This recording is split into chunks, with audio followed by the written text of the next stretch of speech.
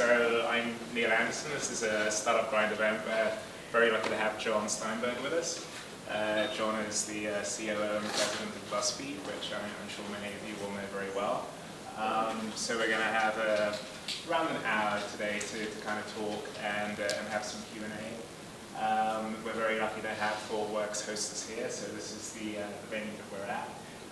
We've got AK here who will actually give us a few words on ThoughtWorks, and then we'll get into the event.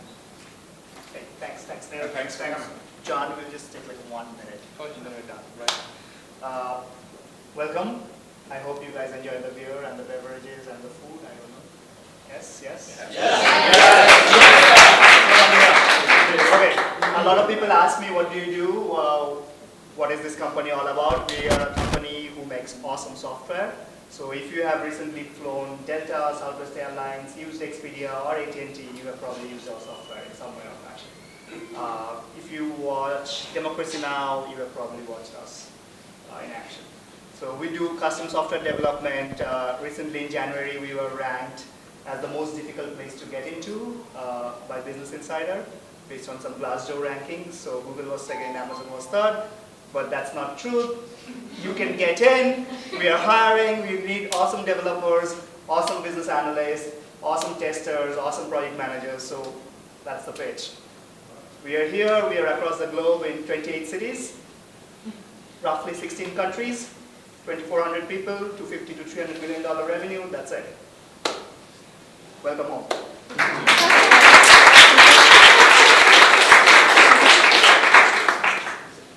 Okay. Jon, tell us what your experience was of trying to hire a bike today.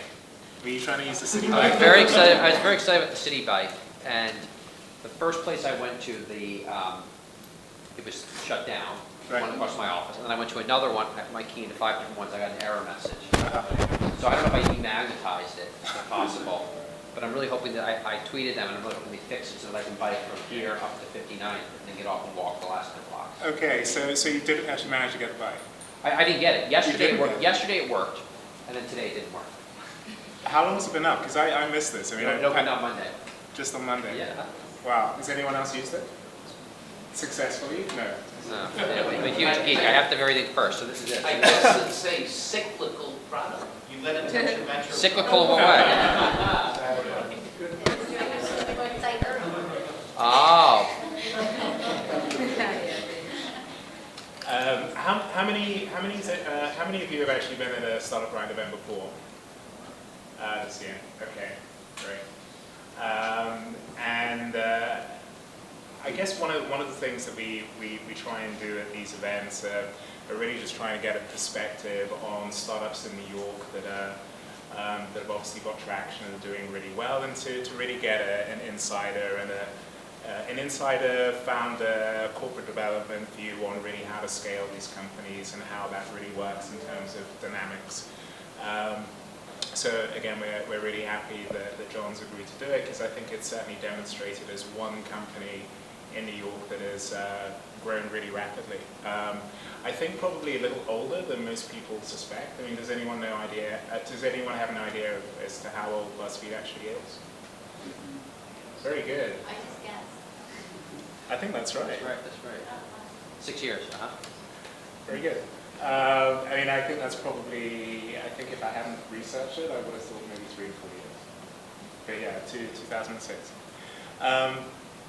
There are a couple of things that, I mean, you've done a lot in your time as a professional. I wanted to ask you, before you got to Buzzfeed, so Jon's been at Buzzfeed since 2010?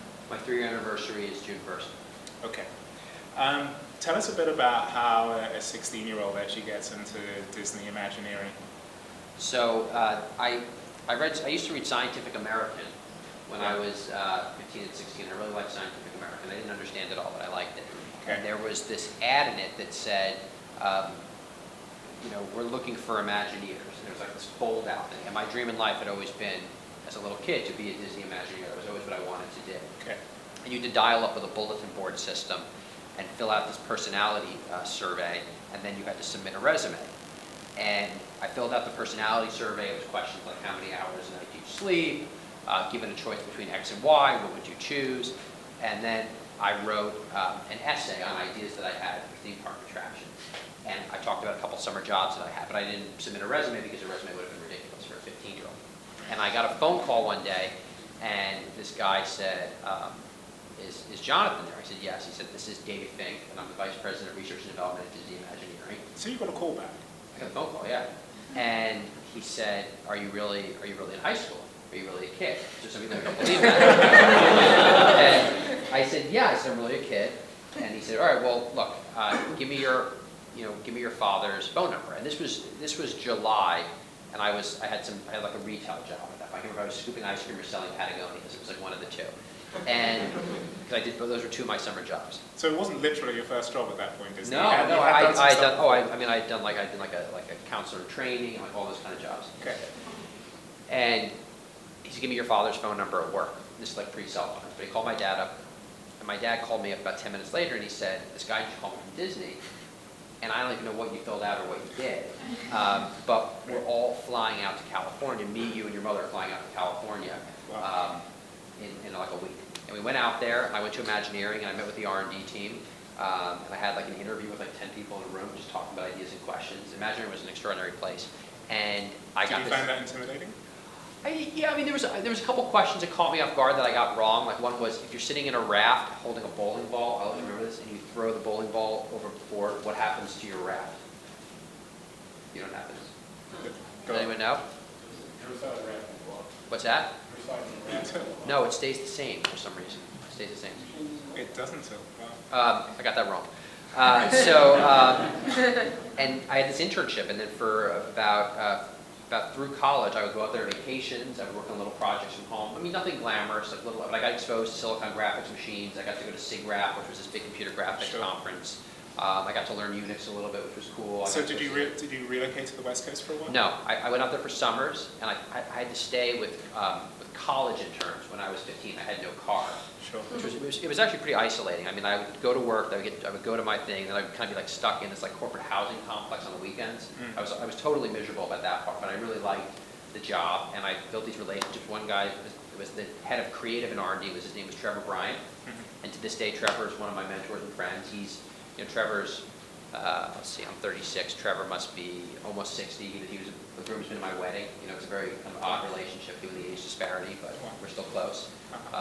Why do you think they took you? I think that there was a novelty to it. I think there was a novelty, and it was very exciting for R&D to be able to say that they identified this kid that had ideas for attractions and could do this stuff. So I think it was partly, in all candor, I think it was partly internal marketing for them to be able to say that they did this survey thing. This kid, I was told that I scored high on it. It was a personality test. It wasn't an intelligence test. I don't know. Looking back on it, I don't know if that was true or not. But I think they did it partly as marketing and partly because they thought it would be interesting to have an intern, a kid who could do stuff, who had ideas, and it was nice. What did you think you wanted to be, sort of at that point, or what was going through your mind in terms of a successful application? And did you think you were going to go into special effects? Did you think you were have it? You were going to have a creative career? Do you think you were going to go into coding? What sort of trajectory did you think you were going to have at that point? I thought that I would go into software development. I think I thought I would. Okay. And I liked the idea. I knew that I wasn't as creative as the creative people. I knew that I couldn't sketch or draw. And that was such an integral part of Imagineering. Even at that point, even though a lot of it was done on computers, everybody who was creative could draw to some extent. They were draftsmen. Yeah, I mean, whether it was on a Wacom tablet or something like that, that was a skill set that I didn't have. And I knew that the show designers, the people who came up with the attractions, had a skill set that I didn't have. And I didn't really know I remember not knowing what people in business did. People who were business people, not really understanding how they spent their day. Like when they sat at their desk, what did they do if they weren't doing code or they weren't drawing? So I figured, okay, well, I'll code. And it was just, software was just incredibly hard for me. I mean, I basically couldn't figure it out. And this was before, Jobs set up Next, wasn't it? Before Steve Jobs left Apple and went to Next. Well, so this would have been, there were Next computers already at that point. So this would have been 90, I graduated high school in 95, so this would have been like 92, 93. Okay. So there were Next in 92, 93. Okay. But mostly it was Sun Spark stations, and Silicon Graphics was just so dominant at that point. And I got to go on a meeting at Silicon Graphics. What was amazing was when I got hired by Google, which would have been, I don't know, 7 or 8 years ago when I went to Google. Yeah. And I pulled up to the Mountain View campus for the first time, having been hired into New York. Actually, I went out there for interviews, okay? And I was like, why do these buildings look so familiar? When have I been here? And I was like, holy shit, this is the old Silicon Graphics campus. Yeah. And what struck me was, when I was 15 or 16, Silicon Graphics was so powerful and so hot and so dominant, and Jim Clark was running it, that to now think that their office space was just taken up by Google, it really struck me at that time, like, wow, nothing is forever, anything can be lost. Because he was larger than life at that point. The company was larger than life. To go to SIGGRAPH, which is a special computer graphics in that day. This was right when Jurassic Park had come out. Yeah. I love talking about this stuff. So I never get to talk about this stuff anymore. All I talk about is Buzzfeed now. Jurassic Park had just come out, and that computers could do what was in Jurassic Park. Yeah. So that was really, Silicon Graphics was like what we think of as Google or Apple all bundled into one today. Yeah. You also had a really formative experience. So you did that, went to college, did undergrad, and then you had another formative experience after college with a local businessman here. So, and that guy was also a mentor and was also doing really interesting things in New York. So this is Jim Spire, who Jerry. Yeah. Sorry. Who is what one would call a property magnate.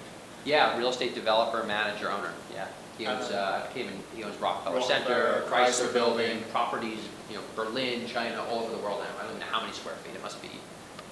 So tell us two things related to that. One is that again you have an incredible platform in terms of dealing with someone who's doing really interesting things in a particular sector in a particular geography here in real estate. And secondly, it's a kind of an important inflection point in terms of your own personal and professional growth, because you were doing that, and then you decided to go to business school. So tell us a little bit about how that influenced your thinking afterwards. So I at this point, the entire R&D group had picked up from Disney and gone to Sony. Literally like 40 people, 50 people got hired to go to Sony to build this thing called Metreon in San Francisco, which was going to be an urban entertainment center. Sony wanted to go into this stuff at the time. So they basically hired away the R&D team from Disney. So they went there, and I went with that team there, and I got to do summer stuff for them again. Okay. Tishman Speyer was developing the Sony Center in Berlin. Okay. And Trevor, who was my mentor, said, you should go work for Tishman Speyer. You want to learn business. This is a good place for you to go and learn business. So I went there. I had a summer job doing like analyst work, spreadsheets and stuff on properties.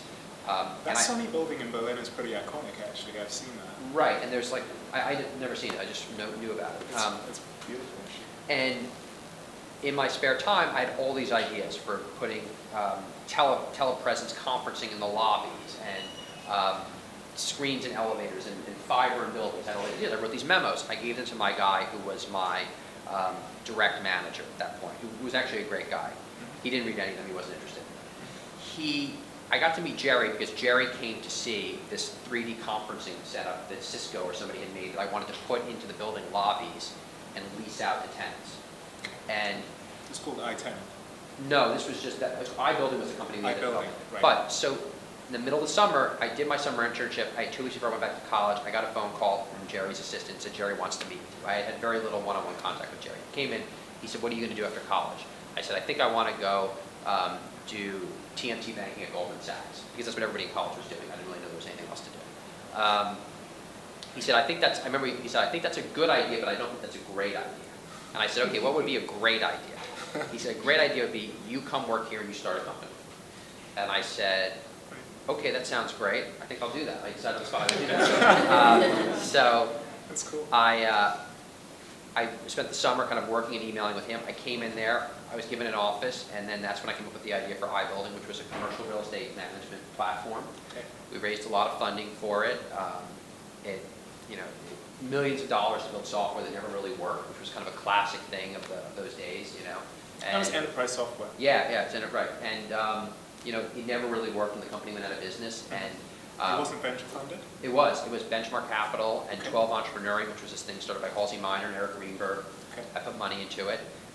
And it just didn't work. We couldn't get the real estate owners to adopt it. They formed consortiums to evaluate software, and they asked for equity in exchange for which software they would use. It became a very complicated market.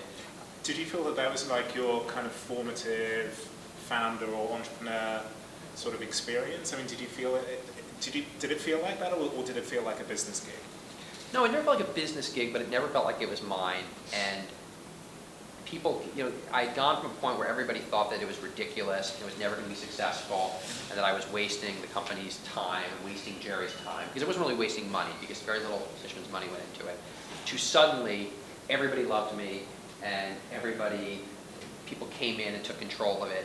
And then, as quickly as that happened, when it started going badly, everybody abandoned me again. Mm-hmm. So that was sort of an interesting experience to have. So the whole Yeah, and that was, very quick. I felt like I wish I had more control over it. If I had more control over it, maybe I could have fixed some of these things. more control, more experience. Both. But also, there were things that even then that intuitively made sense to me. This is kind of one of the things that I've talked about a lot. I think there's all this sort of intuition around strategy that you have to kind of get just from yourself, and it's part of like your just life experience, even as a young person. And then there's tactical, operational stuff, which you really can just learn by smart people just telling you. I think I had instincts even then that I'll give myself credit for, without even having the operational experience. And then Jerry said, "What do you want to do? You want to come work for me and be my chief of staff?" Which is the idea of like a young person who works for a senior person, basically doing their memos, keeping track of it, like a sort of like a special assistant. Special assistant, right. Or do you want to go back to business school? And one of the worst mistakes ever, I went back to business school because I didn't think I loved real estate. And what I didn't realize at the time was how much more valuable it would have been for me to spend that time with him and to do that and learn that industry and get more mentorship from him, because the little time I spent with him proved so much more valuable, and business school is such a waste of time and money. Do you still feel that? I feel it so strongly. So strongly. It's a racket. Do you think that business schools could do more, or do you think that actually business schools as a function basically don't do what they set out to do? I think that, I'll keep it on tape, I'll say this. I feel like Columbia, it was so finance oriented, right? And when the financial collapse happened and all these firms, there either weren't jobs or jobs were rescinded, they were kind of like, how did this happen to us? I'm like, how did this happen to us? You had been directing entire classes of people in finance year after year after year. So there was that problem. I found accounting that I learned in business school incredibly valuable. Accounting, but you'd learn that from a text. You could be a CPA rather than an MBA. Right, yeah. Or maybe law school, I wish I had done that, because I find reading contracts to be so important. Yes. But I just don't think, I think it's too expensive for what it is, and it's too time consuming for what it is. When basically it's tactical stuff that if you read Chris Dixon's blog and you read a bunch of management books and you saw someone like Bill Campbell speak, when I think of the things I learned from Bill Campbell speaking, or even Jack Dorsey speaking, like Bill Campbell? Bill Campbell he's known as coach in the Valley. He sat on the board of Apple, and he sat on the board of Google. He still sits on one or more of the boards. He was So he's one of the legendary kind of Silicon Valley investors. Yeah, and he's just... Before Ron Conway. And Ron here very close, right? Yeah. Okay. He was the CEO of Intuit. Okay. And I mean, every time I see this guy speak, and I've never benefited from having him be able to directly mentor me, every time he speaks, there's nuggets. Yeah, there's real stuff coming out of it. I mean, he said to me one of the things, only 6 or 7 months ago I heard him speak, and he said, when dealing with people, you want to be kind and direct. Yes. And I think that to me is that is how you have to deal with people in a company. Be kind and direct. Put yourself in their shoes, feel empathetic, but don't allow that kindness and empathy to tell people things that aren't true. Because that's the opposite of kindness. Sure. Do you hire MBAs? I said this to someone the other day. I don't really know where anybody who works for us went to college, or if they have MBAs or not. I mean, I do see it when they come in, but if you ask me who in the company has an MBA, I don't even know the answer.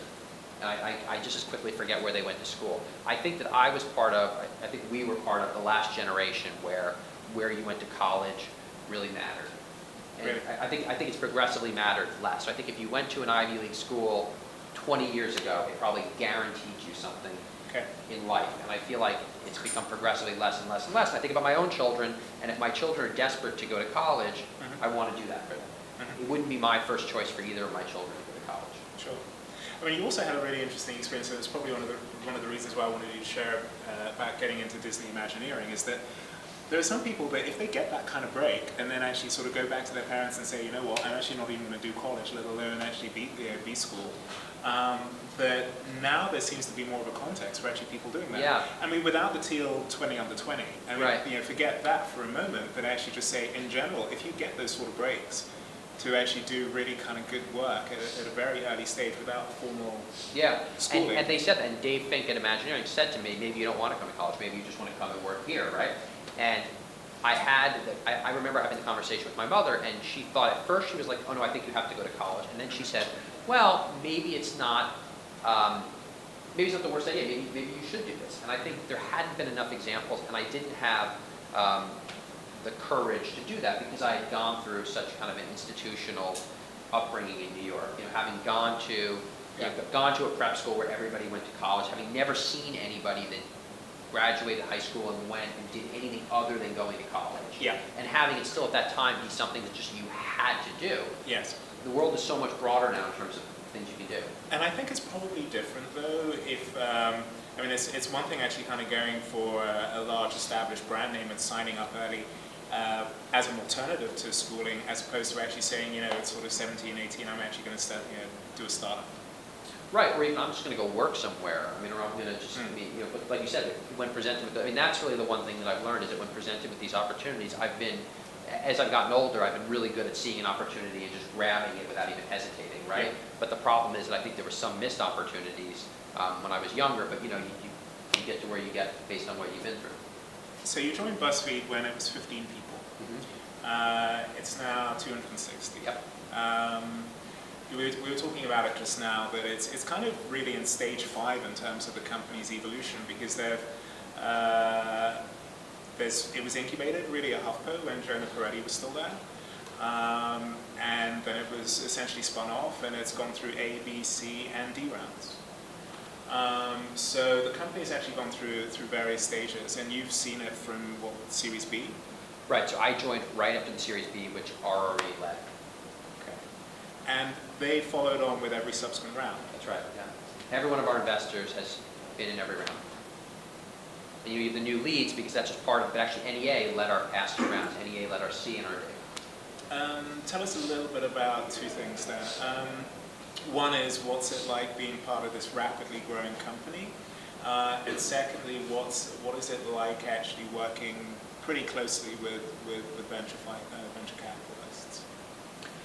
I think that it's been... If that be the yeah, case, no, I I think assume that it's amazing how much you have to change, and there's points in time where you're not sure if you're going to be able to change to cross these chasms, and nothing is guaranteed. And for me, it meant it meant dealing with so much volume of things, and just kind of getting to a level of kind of like if that's a word, right? Just where you're just so used to just so much complexity and so many hassles and so much stress every day that you've developed systems for dealing with it. And I think that there is probably a point. Is this kind of chaos and stability happening at the same time, or is it actually sort of levels of chaos and levels of stability? Chaos, I mean, I actually think that we're actually pretty well organized. Not chaos is the wrong word. It's just that in any given day, there's an advertiser who's upset about an article that's written on the site. There's team dynamic issues that are going on. There's employment issues. I mean, there's all sorts of things, and then there's just, and as you have to keep on figuring out ways to kind of go on to the next thing, fire yourself from the existing role, up your game, because if you don't up your game, you're not going to be there, right? So can venture financing actually be a stabilizing influence in that respect? I don't think capital raising or venture capital is terribly interesting, or when I think about the stuff. When I think about it, the Series D, you didn't actually really need the money, because actually BuzzFeed is very cash generative. Right. So in that sense, it's kind of interesting. Right. As I was saying to you backstage, I think it's so binary. What I see, it's raising a seed round is relatively easy. Okay. I mean, relatively speaking, and then everything after that is pretty binary. If you're putting up good numbers and you're doing well, it's relatively easy to raise more capital. If you're not, it's incredibly difficult. And I think that there's a spectrum, and basically the spectrum is it's a line that goes like this. And on one axis you have revenue and earnings, and on the other axis you have usage, defined by unique users or subscribers or whatever. And basically, if you have no Ideally, revenue, you've got a balance between them. you get the balance, right? Or if you have no revenue and you have such massive growth in users like Instagram, you're fine. And if you have no users but you print money, you're fine. And otherwise, you're somewhere on the spectrum. And if you're on that line, you're okay. Okay. And where are you on the spectrum? Or on the axes? You know, I think we're doing quite well. I mean, you know, this traffic is enormous at this point. You know, we have, I don't know which number we've disclosed, but we have 60 million monthly unique visitors to the site. When I joined, I think we were at 6 million. You think you're at a fair balance basically between the two? Yeah, I think that being a New York media company, we're probably more in the revenue. We probably have more of a balance between being like a real business than a lot of what we find in Silicon Valley, right? I think that Do you think that's a New York thing? I think it is a New York thing. Yeah, I think that when you look at a company like, you know, when you look at like a Buddy Media or, I mean, Tumblr is sort of an exception, right? Tumblr being more of a West Coast kind of company that's in New York. But I think, yeah, I think there's a lot of, I think there's a New York orientation. Is there a feeling that that it will go the Buddy Media route? Oh, BuzzFeed? Yeah. No, I don't think we think about that. I mean, you know, it becomes cliche to say you really don't think about that, but ultimately, I think when you're in this, you're so committed to it, it becomes like your child that you want to build, you know, and you see that you can keep up-leveling and growing a bigger and bigger company, and you can change things. I mean, when I look back at the fact that we were the world's, you know, leading cat site, you know, 3 years ago, and then today we've got some of the best politics, technology, business coverage, and it seems so easy for us to, easy to come into this stuff and easy to lose it. It can go both ways, right? That, I mean, I think BuzzFeed could be the next New York Times. I think BuzzFeed could be the next Condé Nast. I think BuzzFeed could be the next Hearst. And you know, when you put so much of yourself into that, why wouldn't you want to kind of See it through. see it through? So is there a kind of discrepancy there then between what people think that BuzzFeed is and what BuzzFeed actually is? What do, you know, take a poll. What do people think that BuzzFeed really does? Give me, you know, two people with hands up. What does BuzzFeed do? Feels they create content right from the start of wanting it to be maximally viral. They succeed often. One more? Or two more? Okay. I immediately associate it with Facebook because that's when I'm constantly discovering BuzzFeed article from friends, sharing, really collaborative, entertaining. You have one. A little news aggregation. All right, one more. I have to say that I was shocked just recently with some real big mainstream media companies. Like I'm reading MSNBC.com and I see them referencing BuzzFeed. Right. BuzzFeed reports. And that's been a new thing. I was very impressed with that uptake. Okay, all right, two more. I like this. It's good. Let's go. Yeah. I just have to mention the day that the Boston terrorism story broke and when it resolved itself. That was a moment that I don't know how to describe it, but I was watching that feed. Did it feel like that internally? Yes, it did. It did. And actually, you know, Ken Lair, our chairman, said to us, first of all, we noticed an enormous front page traffic spike when that happened, which meant that for 18 to 34-year-olds, BuzzFeed is their news source. Yeah. And that's our audience. It's 60% of our audience. We're 50% mobile. You know, this is a cohort that's never going to subscribe to a newspaper. Newspapers have sections which I think are kind of like somewhat offensive to young people. They don't watch television. So, you know, where were they going for news? And that means that in addition to providing their lighthearted entertainment content, we now have a commitment to be a source of breaking news. So Ken said, you guys have to hire more breaking news. You have to hire, and then we hired Lisa Tizzy from the New York Times to come in and lead up our breaking news. We're going to hire, you know, somewhere between 7 and 11 breaking news reporters. That's really interesting because so it was kind of like the recognition that you've got the engagement, you've got a very specific demographic, and then you realize that actually with that actually comes some sort of responsibility, if you like, to then actually sort of broaden the offering to them, to that demographic. Right. Yeah. Yeah, and I think that, like, you know, that's like an opportunity, and it's an opportunity, and it's something where your user base just tells you what you have to do. When young people say, I get my news from BuzzFeed, Yeah. that means that we have a lot of opportunity in that to kind of fulfill. And if you don't fulfill that, right, they start coming to BuzzFeed and we don't have that stuff, Yeah. then you have the potential to let them down. We actually don't do news aggregation. We do all original reporting, and we actually have a tracking system. We launched something today called Fresh, which is FRE.sh. We have our tracking code and our analytics we provide to a host of publishers like Time, Daily Mail, Huffington Post, and we trigger their most viral stuff into areas of our front page, and now on Fresh, we directly link to them. So we don't rewrite their stories. Right. You click on a link, you go right to their page. And you just signed a deal with CNN, which looks pretty strategic. So Yeah. tell us a bit about that. The thing with CNN is really amazing. I mean, the opportunity there is that we do not have film crews all over the world, and they do, and they're incredibly good at gathering news, and they're incredibly good at running an amazing television network and website. And our strength is figuring out ways that young people want to consume media.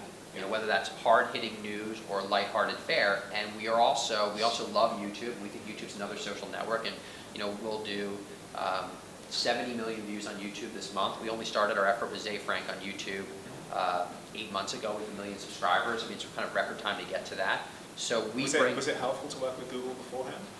Not really. Helpful to work with them on what? I mean, you worked at Google before. Oh, was it helpful? Yes, I actually think it was. I think it was because I understood, when we were partnering with YouTube, I understood how Google thinks about things, and I understand, what they need. I've been on their side of the table. Yes. I actually think YouTube is one of the best operated startups today. I mean, they're definitely my favorite partner. They're easier to partner with? Yeah, they're very easy to partner with, and I think that when you look at the leadership there, whether it's like, Robert Kinsel or Jed Simons or Lee Milson or all the guys that we work with there, they realize that they're the cable network. I mean, YouTube is effectively the Comcast, the Time Warner, and everything rolled into one. Right now. They did 1 billion. They had 1 billion people access YouTube last month. That's 15% of the world's population. We get 50% of our YouTube views, sometimes 60 or 70% of our YouTube views on mobile. Wow. I mean, that's just baffling behavior to me. What's exciting for me is this is the first time in my life where there are people younger than me that have behavior that I don't totally understand. And I think what that makes me realize is, oh my God, I better figure this out, because I don't want to be somebody that doesn't get something. And that's really the mobile YouTube consumption. I very rarely watch YouTube on my mobile phone, but everybody does apparently. I don't. How many people here watch YouTube on their phone? That's insane. Gosh. Yeah. Wow. That's impressive. How many of you? IMAX, if you hold it close. It's like Google Docs. How many of you guys are on Android? How many on iPhone? How many both? That's one person with 2 hands. Do you work at Pivotal, or where do you work? Oh, you had some Pivotal Labs or something. Oh, no, No, okay. Cool. You mentioned syndication of content. Do people partner? Are there people out there in the social media startup ecosystem that want to partner with BuzzFeed? And if they do, how would they do that? Who has has a site with a certain level of traffic? We will give you free analytics, and we will trigger your most viral content into areas of BuzzFeed. So it is possible. It is possible. The other way it's possible to partner with us is, the CNN deal is a much bigger deal, and it's a joint channel, and it's a much closer collaboration. We have more lightweight versions of that with BBC for animal footage. How many of you have seen the Zay Frank, the True Facts series? True Facts about the naked mole rat. True Facts about, some people have seen that stuff. So a lot of that content is coming from BBC's, I think it's called Blue Planet or Planet Blue or something like that. And we did Atropos stuff. Yeah, we did one with CNBC where we got some of their footage to do a montage about the 1-year anniversary of Facebook. And I think we want to do a lot more of these deals. I mean, any network that has great content that they want BuzzFeed to remix on YouTube, give attribution, and link out to the original source material, we found that to be a very effective model. And it doesn't cannibalize, because if you're people like House Hunters or something like that, people 18 to 34 are not, by and large, watching these programs on television. It's a totally different audience that you can access through YouTube. When I saw the announcement, one of the things that I was thinking about was kind of Time Warner AOL, but that was a merger, and it was. I'm sure you remember that well. Yeah. I mean, that was a huge deal. It didn't really work out that well. This seems to be a much more, sensible kind of partnership. I mean, obviously it's not an acquisition, it's a partnership, but where do you see it going? I think what's interesting is that we have been very slow to do partnerships in business development. We do almost none of it. We don't really even have anyone with us who works in business development. Okay. And when we saw when partnerships work, when there's a really obvious allocation of resources, when it's almost like trade, right? Yes. And that's effectively what this is. So we took a long time to do it. This is the right fit for it. Where do I see it going? I mean, we want to immediately get, the CNN stuff to doing 2 to 3 videos a week. We think of it that way because a lot of people think about tonnage of content on YouTube. We think about every video needs to get hundreds of thousands of views, and the ones that are breakout hits should get millions of views, right? We think about it like releasing episodes of House of Cards as opposed to just like dumping tonnage on the channel, because people basically on YouTube do not want to watch talking heads. It's a totally different format. So I think that we want to be judicious in terms of the volume, but look for other opportunities like this. One person mentioned Boston. I think of the White House press correspondence dinner. So what was kind of the feeling when you got name-checked at that point by the president? So Ben is such a force in politics that we knew during the campaign that the president and his team were looking at the site, and we had a lot of stories that were definitely scoops. And that's our whole philosophy on our reporting, is we do scoops because people share scoops, right? They don't share compendiums or regurgitations. Okay. When the president mentioned it, it was totally shocking. It was totally shocking. And my mother. Did you get another spike? No, TV doesn't drive anything. Okay. TV doesn't drive anything. I mean, even the president saying your name on TV does nothing. Seriously? Yeah, nothing. That's incredible. Pretty definitive. But you know this as well, or you're just saying that I'm definitive? Yeah. There's people trying to sell it like that. So what was your mom's reaction? she texted me. We threw a party at the White House Correspondents'. We threw a counter-program party because we were excluded from the White House Correspondents' dinner because one of our reporters had some issue with the head of the White House Correspondents Association, Okay. and there was some problem with our table. So it wasn't BuzzFeed, it was actually personal.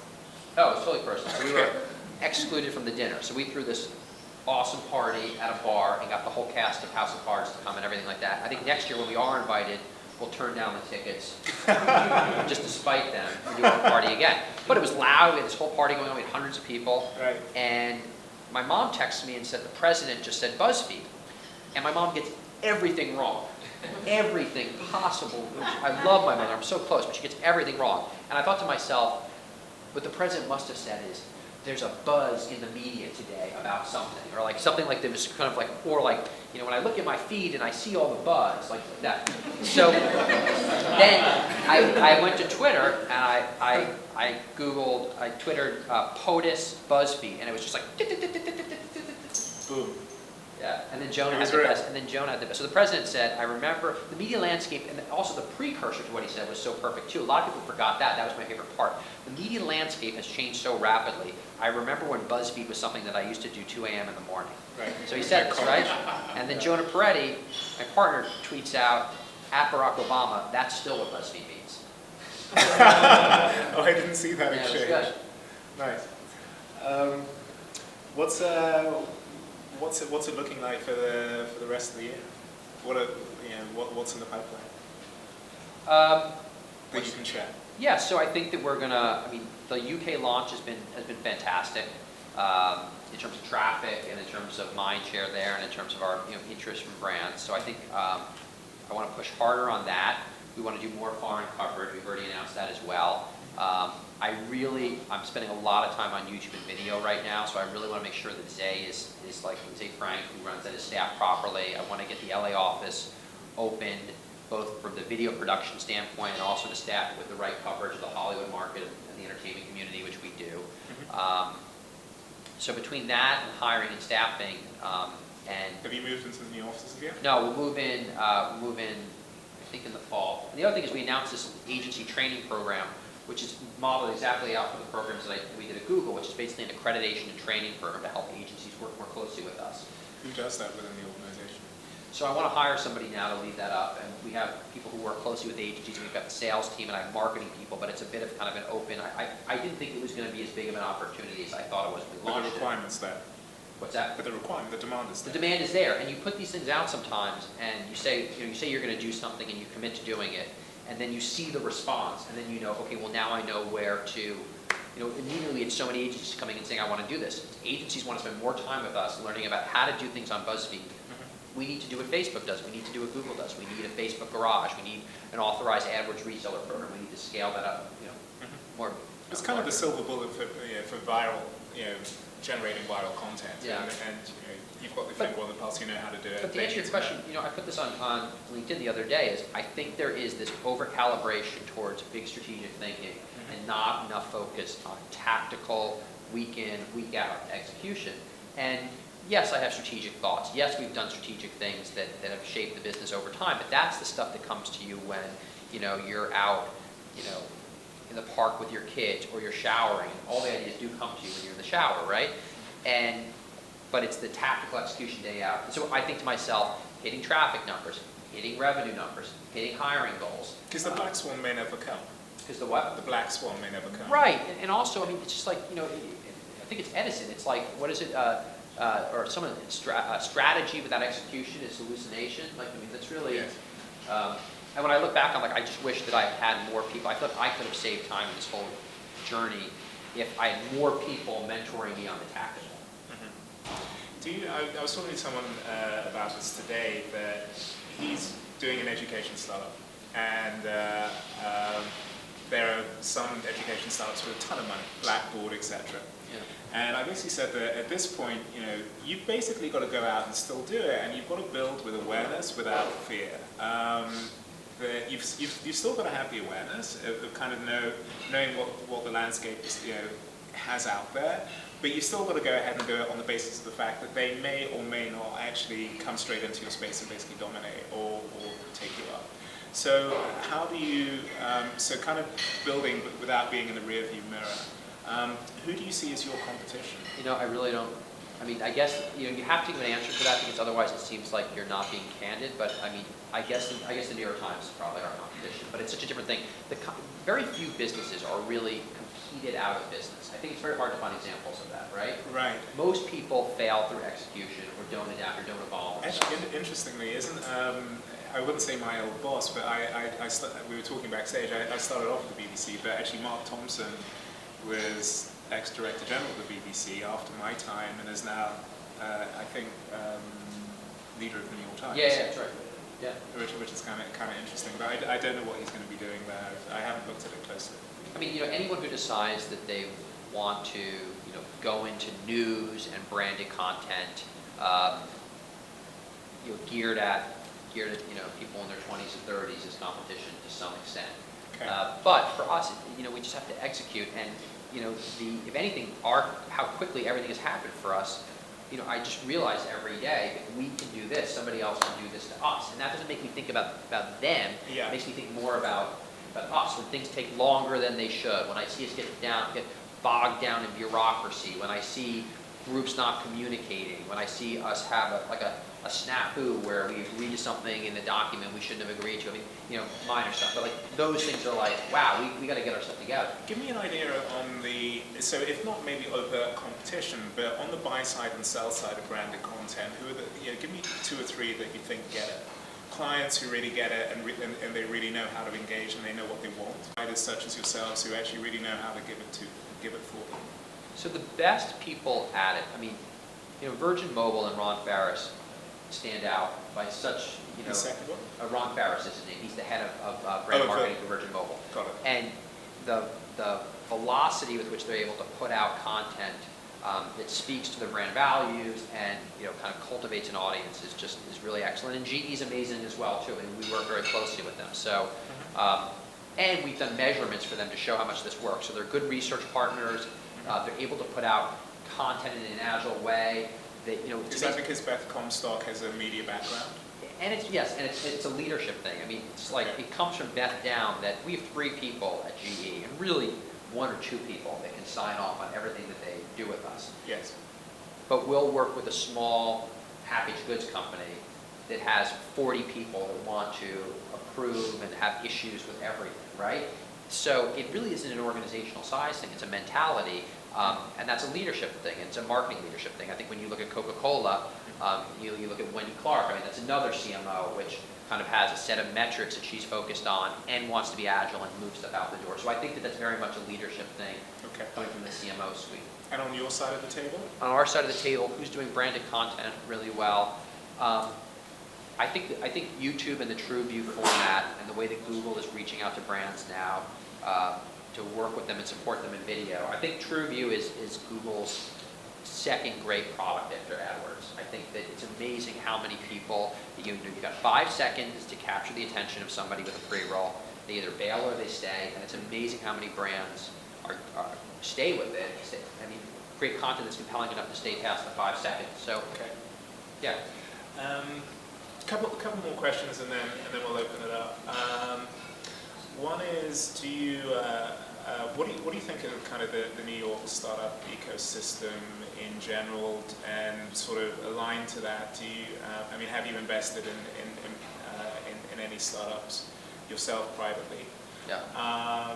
And I guess probably the second question is, what perspective would you offer to kind of entrepreneurs now in the being New York, doing something, leveraging New York strengths, whether it's monetizing the fact that there are industries here? What sort of advice would you have for entrepreneurs here?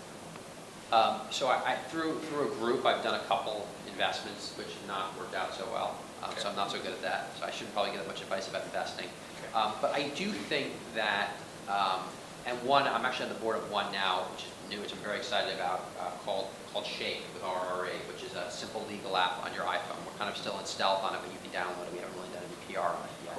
It's a Shake law. You can create simple agreements and do it right from your phone. And I think that speaks to what I'm excited about, which is I think that there's a big opportunity in the consumerization of enterprise technology, of business tools. You and I were talking about this backstage. Well, professional services is just right for it. I think that when you look at the tools, when I look at the tools that we use in business, and now even being at 260 employees, we're still on Dropbox. We love Dropbox. We use Google Apps for everything. Everyone, we're a bring your own device organization. So all of these trends, and people want the ease of use in their business productivity tools that they've come to expect in their personal tools. People want Evernote, right? Sure. So to me, that's an interesting area. I think it's the photo app that gets to and Chris Dixon had a great post. The new million users is 10 million. Right? And now there's a question of, is 10 million users on a consumer app? No pressure there, then. Right, no pressure there. But you could make a great productivity app or a great enterprise app which gets penetration by people just starting to use it and spreading it through the organization. You could start charging and you can be self-sustaining and you can build a great business that way. True. Open to the floor. Sure. Yes. Would you describe BuzzFeed as, and please expand on this, would you describe BuzzFeed as a young person's Drudge Report in some way? I would describe BuzzFeed as the media company for the web. And I would say that because most other companies are portovers, and the web right now is by and large social. That's how people get all their news and information. And we're native to that. And I actually think that what's interesting is you typically have people in their 20s and 30s adopt technology. And then I think you have the cohort above them that, especially now, and I think due in large part to the iPad and other technologies like that want to be part of culture. And I see it now with people that are in their 40s and 50s whose kids in college are telling them about BuzzFeed. If BuzzFeed has great news and BuzzFeed has great entertainment and their kids are accessing it and they can access that, why wouldn't they want to get that than be part of something that's old and tired and has failed to adapt? So I actually think that we're going through that transition right now. Everyone's on an iPad, everybody's on Facebook, everybody's on the mobile web, and we've created a media company for content to spread that way. What's the future of the newspaper industry? What advice would you give to newspapers? So it's interesting, I read a book on the newspaper industry, which is, God, the name's escaping me now, but the newspaper industry has been very entrepreneurial and very much, do you work in a newspaper? I don't work in newspaper. And very much about reinvention over the past 100 years. The New York Times was priced at 5 cents, right? And they dropped it to 3 cents. Circulation went through the roof. They used to publish a list of out-of-town merchants in the city to do business, right? In the 70s, when they rolled out other sections like travel and leisure and food, and that was very controversial at the time because it's like, how could the New York Times of hard news be doing these lightweight sections? And now we take for granted as the mainstays, and BuzzFeed having an animal section is the crazy thing, right? So the industry has historically been run by entrepreneurs that are very adaptive. And I think that spirit needs to come back into the companies. I don't know what they do about the unions and the printing presses and printing stuff. That to me, I mean, I haven't looked at what the economics are on that, but that can't be, I mean, that can't be a good thing for them. They have to figure out a way to get out of that. I mean, even people now who are subscribing to print newspapers, no one in their 20s is ever going to subscribe to a print newspaper. That's obviously going to zero, right? So do you think you can jump in first and actually just be the native online newspaper before these guys actually really pivot successfully? I think we have to a certain extent. I mean, ComScore has a measure called MMX. It takes into account mobile usage. Their core metrics don't. When you look at that, it's amazing how few there are, that are above us. And I think we're larger than the Washington Post now when you take into account mobile.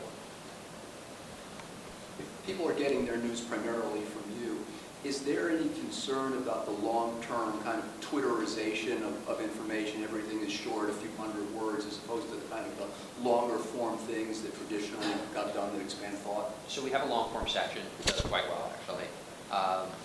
And I think that I always think about, I can't remember if it's King Lear or Henry IV. Who's the one who yells at the rain, yells at the storm? King Lear. King Lear, okay. I think a lot of people in business yell at the storm, right?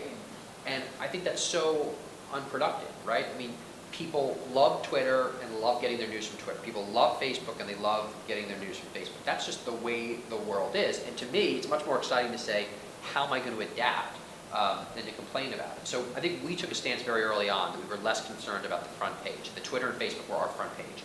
And if people came to BuzzFeed lots of times during the day through Facebook, that was okay. It would be like, Facebook's like the network, the cable network, and we like sit on top of that, So we've always leaned into the way the world is as opposed to complaining about it. So to answer your question, I hope Twitter gets even bigger. I think our business vertical is very much a bet on LinkedIn. I hope LinkedIn explodes in terms of the amount of content that it ingests, and people go to LinkedIn today more, because so many people are scared of that kind of stuff, that if we say we're going to be great at that kind of stuff, I think it creates opportunity. But do you think that there's equivalence between web, social, and short form? What do you mean? I mean, to kind of to extend his point that actually, if you're looking at something, let's say that you're on BuzzFeed, you're in the checkout counter. Yes. You're literally at the checkout counter. Mm-hmm. You've got 2 or 3 minutes that you could be buying gum or buying a magazine that actually you're not going to read, but instead you're actually on BuzzFeed. It satisfies your time for the time that you're actually in the checkout counter.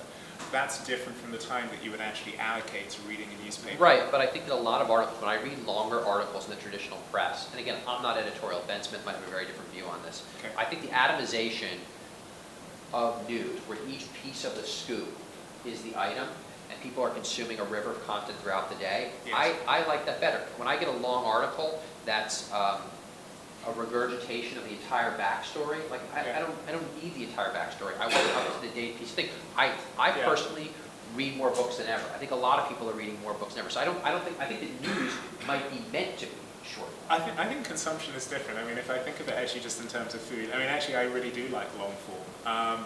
But think of it in terms of food, that actually you could kind of sit down to 3,000 calories at a plate. Or you could actually eat tapas or sushi or whatever it is. So I think it's actually just a style of consumption which doesn't necessarily relate to quality. We put the Instapaper buttons and the Read It Later buttons on our long form content. Because there's a subtext which I think relates to short form equals ADD, also I agree with that. Right. And I like quality. The tapas analogy a lot, because tapas can be the most delicious, high-end, high-quality food. It's just a portion controlled If you can pull it off. I mean, we see that on YouTube, whereas on YouTube, everybody wants to put up 30-minute long interviews, right? People don't want to watch that. They're really interested in stuff that senators or people say that are breaking pieces of information. But there's so much to consume right now that to have the dead space, we see actually with YouTube, what's interesting is we suspect, because our YouTube viewing is so high during prime time, and that's, we put a special unit on the page at around 6 o'clock at night, which stays there all night, has videos in it. Okay. And a lot of people are watching television, or watching on a second screen, and when it gets boring, or they're with their friend or partner or whatever, Sure. they watch a couple things on their phone, and it gets a little bit slow, Right. during the new. Could I ask one other thing related to that, though? As you're moving into business journalism, international and news, those are kind of three big sort of movements, beyond memes, if you like, or the animal genre. Is there a kind of an editorial policy that goes with that? At one point, I guess, when I was reading newspapers, I would read the Financial Times and Guardian. And the Guardian was kind of seen as frankly, left of center. I don't really know how the delineation works in terms of American media, but if one accepts that there probably is a delineation of American media and for serious news, is that a choice that actually, one, Buzzfeed is going to make, and secondly, going to be transparent about? I think that it's amazing how frequently Ben gets attacked from both sides to me, right? Okay. And I think that, and we definitely, I know for a fact we've got some writers that are more conservative and some that are more liberal, right? But I don't think that BuzzFeed has a political leaning. And doesn't need to have I don't think it needs to have it. I think there's a lot of opinion in a lot of articles, but I think it's pretty broad. I mean, what's interesting, we did this immigration summit that Koch, Charles Koch, sponsored, right? Yep. And we had full editorial control over it, and we got attacked from both Any sides. backlash? No, because No it's funny. I think some people thought that we didn't know that it would be controversial. Like, we knew that it would be controversial. We had all the controls in place, and if you're going to do stuff in Washington, the people that want to be involved with things in Washington are people with policy stuff. But these are one of the major kind of super PAC brothers, right?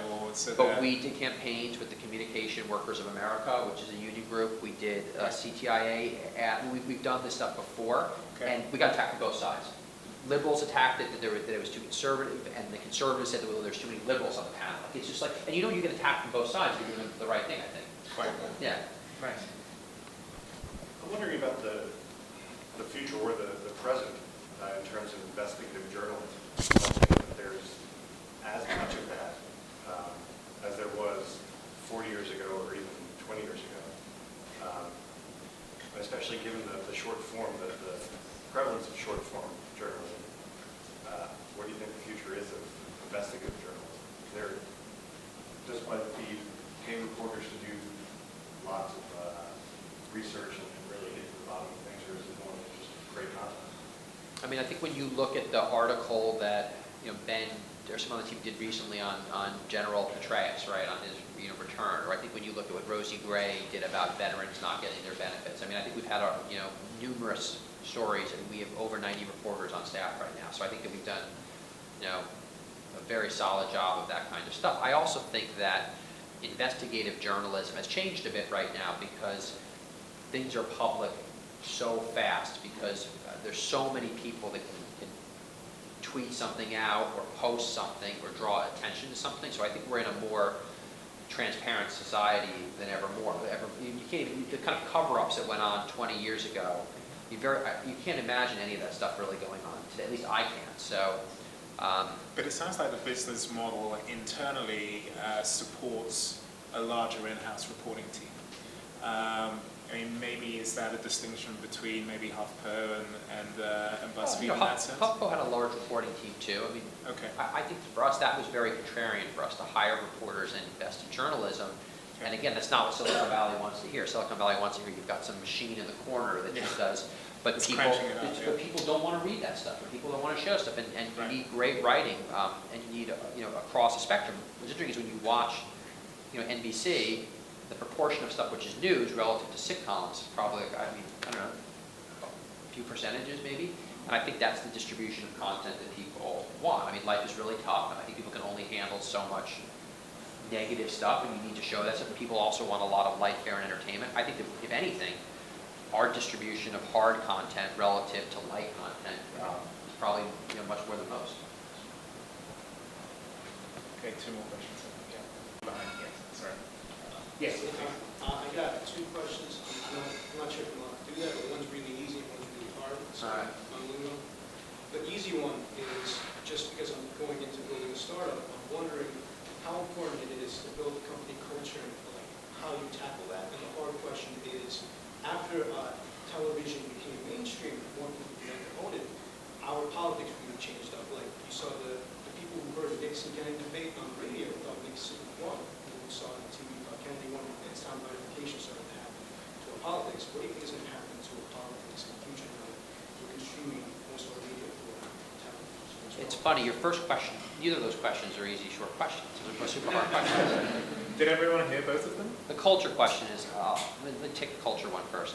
Jonah definitely leads up the culture more than I do in the company. And I think that we have tried to take an approach where we let the culture be organic as opposed to it being more like forced family fun, like the Griswolds or something like that. And I think that what we try to do is we let the BuzzFeeders kind of set the culture, and we try to provide the resources to make that happen, So you're not going to have gaming arcades and pleasure rooms or whatever it is in the Right, offices. right. And we're not going to so I think that's, we do a lot around that. We have outings, when we go to like medieval times or when we get traffic goals, people really wanted animals to come visit the office. So I was able to get animals to visit the office, right? at BuzzFeed Brews, we've done, which is our every other Thursday all hands. We've experimented with format where we've had speakers and then anonymous questions through this thing called Google Moderator, and then more of a free-flowing thing. And last week, we did one, and it was more free-flowing Q&A with lots of joking around.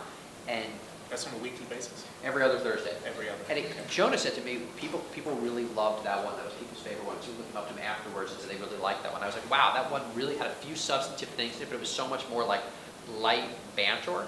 And if that's what people want to do, and that's how people want to kind of, huddle up in a given week, and there's some stuff they want to have a lot of kind of like joking around and stuff like that, then I think that's great. So I think that we try to take a light hand to culture. Thanks. And the second question? Let's just talk about that one afterwards. That one's too tough. Perfect. Okay. All right. I think Probably I'll leave this question. Go ahead. I often come to your site and the content is so golden that even though you have 3 different commenting sections, you haven't nailed quality commenting. And nobody has, I don't know nobody, but it's still out there. And I expect you guys to, so are there any ideas you want to share with us? First part? Second part is the first BuzzFeed article I ever shared. It was 2 days ago with Settlers of Catan. Well, how to piss off everybody in Settlers of Catan? Yeah. So, And I listed the numbers that I felt were just good strategy. we have commented, we have the reaction buttons. With that said, I think the conversation happens on Facebook and Twitter. I think that's what it was. I think there was a lot of tweets and a lot of Facebook. I mean, a lot of people were like, where did you share? Just Facebook? commenting with strangers doesn't work. Comment with your circle on Facebook. Yeah, I mean, so there could be an argument that, should we completely yank out the comments? I mean, to me, rather than like fixing them down, that would be the more immediate solution. But you're right, it is a little. We do know that it's a little bit weird the way the comments are.